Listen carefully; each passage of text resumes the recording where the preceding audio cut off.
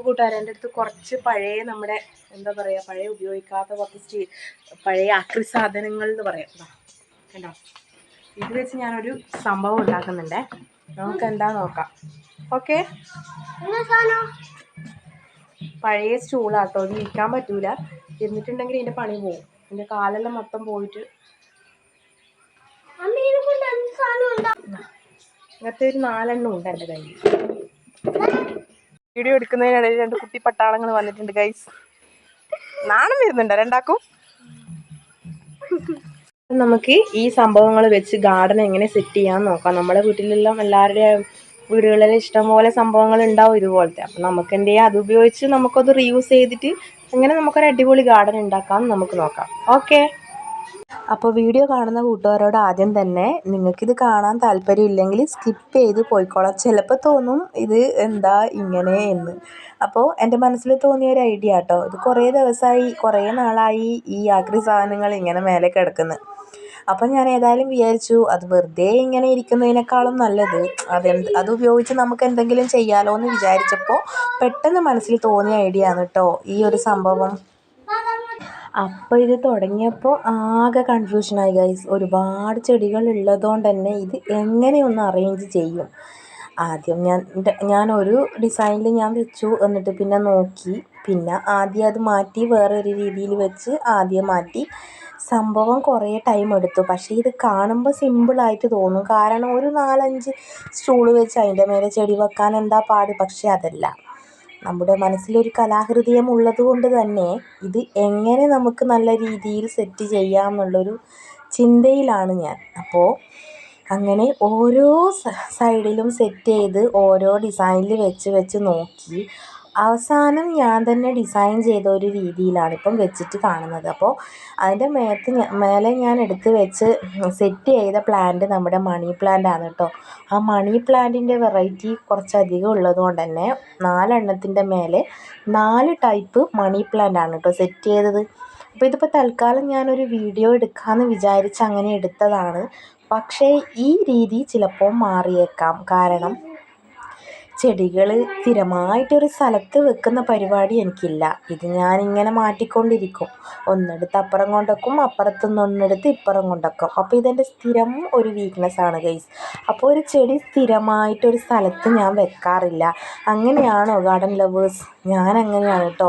എൻ്റെ ചെടികൾ ഞാൻ ഓരോ ദിവസവും മാറ്റി മാറ്റി വയ്ക്കും. ശരിക്കും അത് ഒരു നല്ല കാര്യം തന്നെയാണ് കേട്ടോ. നമ്മൾ വെച്ച സ്ഥലത്ത് നിന്ന് വേറൊരു സ്ഥലത്തേക്ക് അങ്ങനെ മാറ്റി മാറ്റി വെക്കുമ്പോൾ ആ പ്ലാന്റ് ഒന്ന് ഫ്രഷ് ആയ പോലെ നമുക്ക് തോന്നും. അത് ഗാർഡൻ ലവേഴ്സിന് മാത്രം അറിയാവുന്ന ഒരു സംഭവമാണ് കേട്ടോ. അപ്പോൾ ഇങ്ങനെ ഞാൻ മാറ്റി മാറ്റി ഞാൻ ഓരോ സ്റ്റൂളും മാറ്റി വെച്ച് അതിൻ്റെ മേലെ നമ്മുടെ പ്ലാന്റ്സ് വെച്ചു. പിന്നെ അതിൻ്റെ താഴത്ത് വെച്ച പ്ലാന്റ്സൊക്കെ എങ്ങനെ വെക്കും എന്നുള്ള ചിന്തയിലായി ഗൈസ്.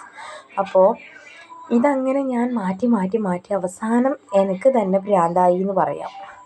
ലാസ്റ്റ് നമുക്ക് ഇതിൻ്റെ ആ ഒരു ഔട്ട്പുട്ട് കാണാം അല്ലേ.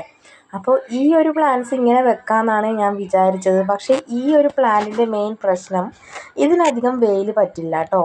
ഇത് കുറച്ച് നല്ലൊരു പ്ലാന്റ് ആയതുകൊണ്ട് തന്നെ, ബിഗോണിയ ടൈപ്പ് ആയതുകൊണ്ട് തന്നെ ഇതിനധികം വെയിൽ പറ്റില്ല. അപ്പം ഞാനതെന്ത് ചെയ്തു, അവിടെ നിന്ന് വീണ്ടും അത് മാറ്റി വേറെ സ്ഥലത്തേക്ക് സെറ്റ് ചെയ്യാൻ തീരുമാനിച്ചു.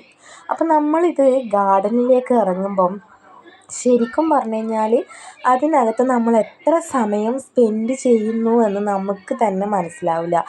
കാരണം അത്രയ്ക്ക് അതിനോട് ആത്മാർത്ഥതയും സ്നേഹവും ഉണ്ടാകുമ്പോൾ നമ്മുടെ സമയം പോകുന്നത് നമ്മളറിയില്ല. അപ്പോൾ ഞാനൊരു വൈകുന്നേരം ആട്ടോ ഇതിനിറങ്ങിയത് തന്നെ. പക്ഷേ എനിക്ക് ഒരുപാട് ടൈം വേണ്ടി വന്നു. പക്ഷേ അതിന് മാത്രം ഞാൻ എന്താ ചെയ്തതെന്ന് പറയാനൊന്നുമില്ല. പക്ഷേ ചട്ടികൾ അപ്പുറം ഇപ്പുറം എടുത്ത് മാറ്റി വെക്കുമ്പം കിട്ടുന്നൊരു സുഖം അത് വേറെ തന്നെയാണ്. ചിലപ്പോൾ പറഞ്ഞാൽ മനസ്സിലാവില്ല. അതെന്നെ പോലെയുള്ള ചെടിപ്രാന്തന്മാർക്ക് മാത്രമേ മനസ്സിലാവൂ. ലാസ്റ്റ് ഇതാ നമ്മുടെ ഔട്ട്പുട്ട് കണ്ടോളൂ.